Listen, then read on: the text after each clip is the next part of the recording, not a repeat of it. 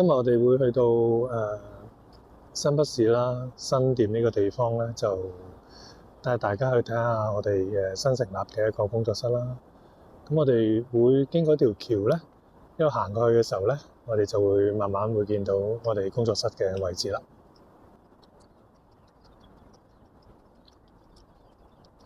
咁啊，我哋會經過一條河啦。咁呢條河咧，其實如果畫嚟講咧，都非常好啊。嗰個風景構圖。咁沿住呢條橋一路行嘅時候咧，就會到達我哋嘅工作室啦。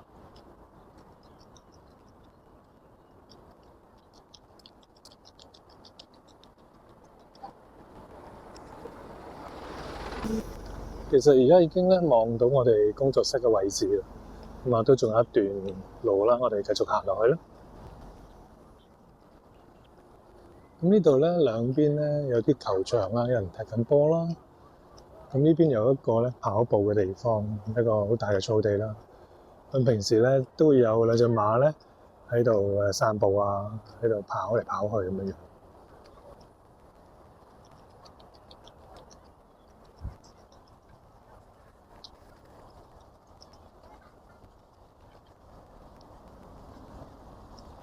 咁呢邊咧有一個咧人咧成日喺度放鸚鵡，佢一放就會放4隻啦。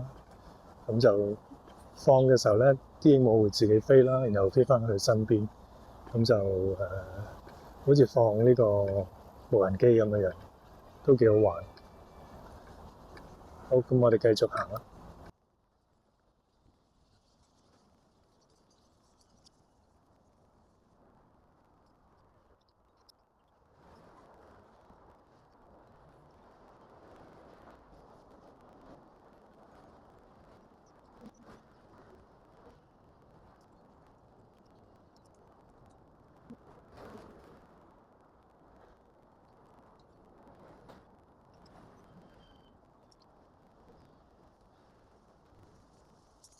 好啦，終於到咗我哋工作室啦。今日我會帶大家嚟去到睇我哋新嘅工作室啦，就係南道工作室喺台灣嘅一個新嘅地方。咁我哋會睇一睇佢嗰個正門先啦。咁就係見到係一個有我哋南道工作室嘅 logo 啦。咁跟住我哋再行埋去睇一睇有啲乜嘢啦。咁咧就有一啲朋友送嘅一棵植物啦。咁佢其實都經歷咗好多嘅。咁有一次打風咧，其實個盆栽就爛咗。咁而家就換咗一個新嘅盆啦。咁就擺翻去出邊啦。咁佢生長得都唔錯。咁另外咧，一邊咧就會有我哋南道工作室嘅一啲資料啦，譬如我哋嘅課程啊，或者一啲影片嘅介紹啦，會喺嗰個呢個 video 嘅一個機裏邊咧播放啦。跟住就係我哋一個南道工作室嘅 live box。咁呢度係一個社區嘅一個1樓嘅地方啦。環境就係咁啦。咁我哋而家可以咧入去工作室裏邊睇一睇啦。我哋入去裏邊啦。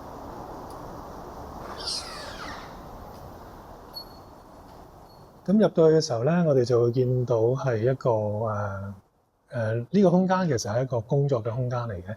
另外佢就會係一個展覽嘅地方啦。咁我哋要望翻出去嘅時候咧，就會係見到出邊嘅環境係咁樣樣啦。咁你前面有張台啦，呢個係唔上堂嘅時候咧，我就會攞呢張台嚟到做一個創作啦。咁呢度有一啲工具啦，我哋平時用嘅一啲畫畫嘅工具咧喺晒度啦。咁譬如有一啲栽水啊、畫筆啊、噴水壺啊。咁另外一層咧，就係有一啲唔同類型嘅工具會喺度可以用得到。咁至於我張工作台咧，有一支柱好得意嘅。咁呢支柱咧，其實就係俾我可以做一啲譬如有啲畫需要錄影啦，咁我就需要用啲柱咧喺呢個位置咧就夾住咗部電話啦，然後就下邊咧我哋見到有個水樽啦，拎咗個水樽先，咁就有個有張畫喺度啦，咁我哋就會喺度畫畫同埋做一個錄影咯。咁平時我譬如做一啲大嘅創作咧，我都會用一啲咁嘅柱咧去晾住一啲譬如木板啊或者大嘅畫咧喺度做一個繪畫嘅工作咯。咁就嗱，我見到出面有隻狗喺度行過啦。咁好多街坊喺度咧，喺出邊散步咁樣。咁呢個係一個展覽啦，同埋做創作同埋一個上堂嘅一個空間啦。咁我哋進入去工作室裏邊咧，我哋有一條好窄嘅走廊嘅，咁裏邊咧其實有個好似金屬嘅櫃啦，咁上面有我哋藍圖工作室嘅 logo 喺呢度，係啦。咁就呢埲牆咧，其實原本諗緊係可以做一個攝一啲 information 嘅一個版位嚟。咁可能之後我哋就會有啲好多 idea 啊，有機會就喺呢埲牆裏邊咧就會貼晒出嚟，就做一個展示啦。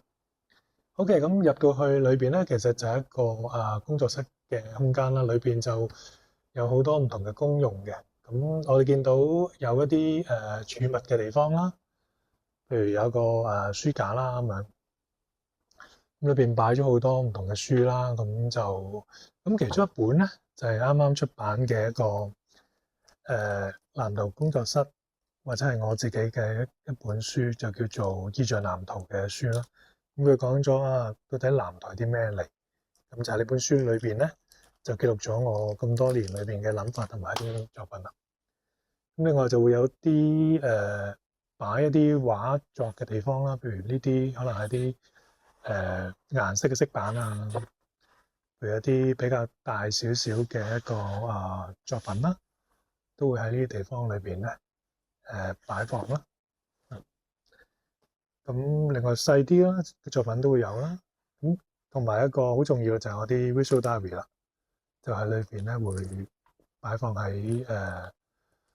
呢個地方儲存啦。咁 visual diary 好得意咧，我就都畫咗好多嘅，咁多年咧都差唔多有20幾本嘅 visual diary 喺裏邊咯。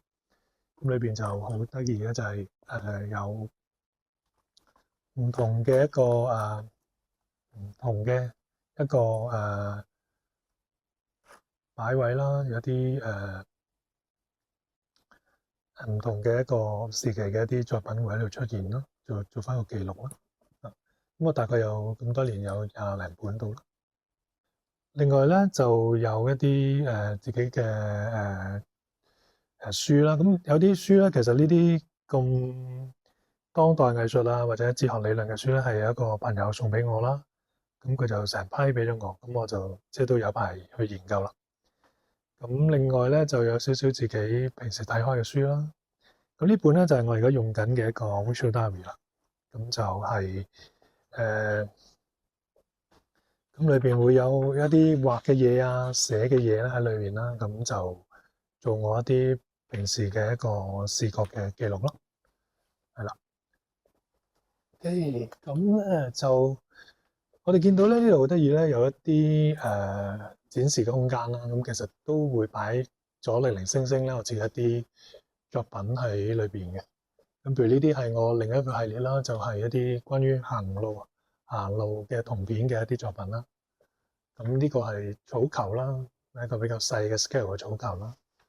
咁另外呢邊都有嘅，呢邊都有一個用銅片做嘅一個面具啦。咁另外一個走路用嘅一個長嘅銅片啦。咁隔離咧有一張關於香港嘅繪畫喺呢邊。咁呢張梳化好平時我哋譬如做到攰就會喺呢個梳化度休息咯。咁前面有張台就可以係譬如食下嘢咁樣。好，咁呢度有個 curtain 好得意啦，都係一件作品嚟喎。佢其實就係拉開咗之後咧，就會係見到係一件比較大嘅一件作品咧。就做咗一個curtain 喺呢度。咁佢一來咧就可以展示呢件作品啦，二來就可以將空間咧就分開咗佢咁樣。OK， 好。咁另外咧就我哋會見到係上半有一啲卡板嘅一啲位置啦。咁就其實都係成為咗我一個展示嘅牆壁。咁有一張比較大張嘅，咁呢張大嘅作品咧，其實就係我嚟咗台灣，最初嚟台灣嗰1至2年嘅一個記錄嚟嘅。咁裏邊其實係啲咩咧？裏邊其實就係一個每一日啦，我都會行路嘅時候有兩塊呢啲銅片啦，另外就會影咗啲相咧，就做一個記錄。咁呢度咧夾夾埋埋就大概係超過1年嘅一個時間喺裏邊會記錄咗，咁啊集合埋一齊就成為一件作品咯。咁另外旁邊呢啲咧係一啲細張嘅一啲作品啦，咁其實係嚟自我本書嘅一啲意象藍圖嘅一啲比較細嘅創作。咁呢啲創作其實原本係嚟自我嘅筆記簿嘅，咁我就將佢拎咗出嚟啦，就裝裱好之後咧，就成為咗啲細嘅一啲作品啦。咁我哋咧呢張台其實我哋就可以係唔同嘅一個功用啊。咁其實好得意，佢就係由3張台咧去到組合而成嘅。咁就我哋見到咧，其實下邊係一啲 IKEA 嘅籃啦，跟住上邊咧我就加咗一塊比較厚嘅一啲木板啊，咁就變咗張台咯。咁我哋見到呢啲扣咧，其實就係將3架車咧扣連埋一齊，成為一張大嘅台啦。即係話其實佢可以分開咧3架車去到3架車啦嘅台咧去到周圍移動。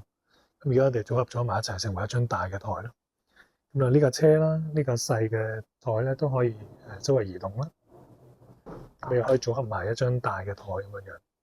咁頭先出邊我哋見到一個工具嘅車咧，都可以擺翻入嚟咧做一個組合嘅。咁呢度就係我做緊嘅一啲作品啦，就係關於銅片嘅。咁每日收集咗啲銅片之後咧，我會係攤翻開佢啦，然後就喺呢度咧就做一個整理啦。咁個整理就包括將佢咧就扣連埋一齊咧，成為一個新嘅平面咯。OK，咁就呢度係我哋擺一啲譬如平時食嘢嘅地方啦。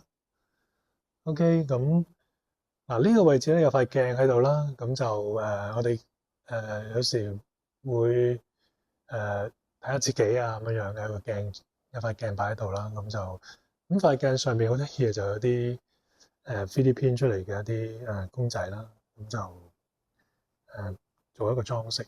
咁其實呢個櫃後邊咧就係擺咗好多工具啊，一啲雜物會儲存喺裏邊咯。咁另外見到旁邊呢度位置咧，其實就有一啲我哋平時用嘅木板咧，就會喺度攞嚟用啦。咁佢有唔同嘅尺寸啦，咁隨時我哋都可以用一啲木頭咧喺度做一啲材料咯。咁個工具板咧就我開咗呢度門嘅時候咧，我哋見到個工具牆咧就喺呢個位置裏邊出現啦。咁啊有齊晒一啲平時會用嘅工具啦，喺呢度啦。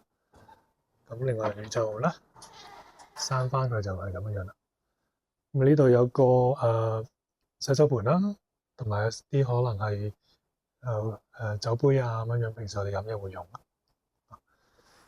咁去到咧，我哋譬如好多時我哋會用一啲電腦嘅工具去到做嘢。咁呢度就係我哋放電腦嘅一個地方啦。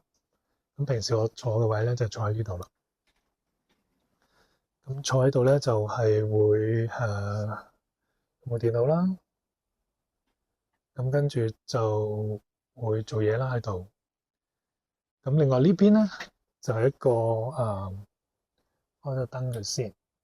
咁呢邊咧有個地方咧就攞嚟係影相同埋有一個拍攝用嘅地方。咁我哋就可以譬如呢有個架啦，可以擺啲鏡頭啦。另外呢度就可以做一個垂直嘅一個攝影嘅一個地方。OK，咁上邊就擺咗啲好得意嘅畫啦。咁呢個朋友幫我去畫嘅，即係佢畫我啦，同埋我太太啦。咁就用個素描方法，咁畫得好得意。咁佢送咗一系列嘅呢啲作品俾我。咁就係啦。咁另外去到呢邊咧，就有自己啲玩具啦。咁啊呢度都有啲玩具啦，咁啊收埋咗喺一啲柱位上邊啦。咁呢度有個焗嘢食嘅地方啦。咁下邊都有個類似嘅東西，但係呢個係一個 3D printer 啦。咁就係譬如做一啲3D print 嘅一啲工作會喺呢度做啦。咁呢部 printer 比較舊啊，咁就係速度比較慢嘅，不過暫時嚟講都係足夠使用。咁下邊就係啲譬如咖啡機啊，或者係 printer 用嘅一啲嘢咯。咁跟住有個雪櫃啦，咁就另外咧就呢兩張係都係嗰個朋友啦，去到幫我哋畫嘅，就送咗俾我哋咯。OK，咁呢度咧收埋咗件作品嘅，喺上邊咧有個草球，咁就隱藏咗喺呢個位置啊。咁我哋咧可以行翻出去睇一睇啦，我哋嗰個地方啦，咁啊 logo 啦喺呢度啦。咁另外就有啲畫作喺個牆壁嗰度啦。咁嚟緊我哋就會有一個展覽，就喺呢個空間裏邊進行嘅。咁到時咧就有一啲最新嘅消息就再通知大家。好，咁啊多謝各位去到欣賞。忘記咗介紹啊，原來咧呢度有張台好特別啦。其實佢嚟自一個壞咗嘅數碼鋼琴啦。咁佢壞咗嘅時候咧，就好似話有一個琴鍵嘅聲音出唔到，咁所以成個琴咧就要抌啦。咁但係我就將佢拆散咗組件之後咧，我就喺個台下邊咧安翻個藍牙嘅喇叭啦。咁而家只要將佢咧插翻電咧，其實就係可以令佢就出翻聲啦。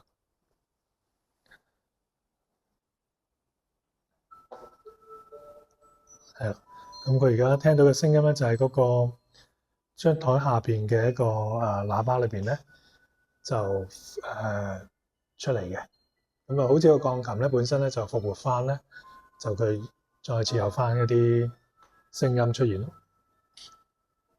好啦，今日我哋介紹工作室咧就去到呢個地步啦。咁下一次有機會有啲新嘅嘢就再同大家再去到分享。好，再見。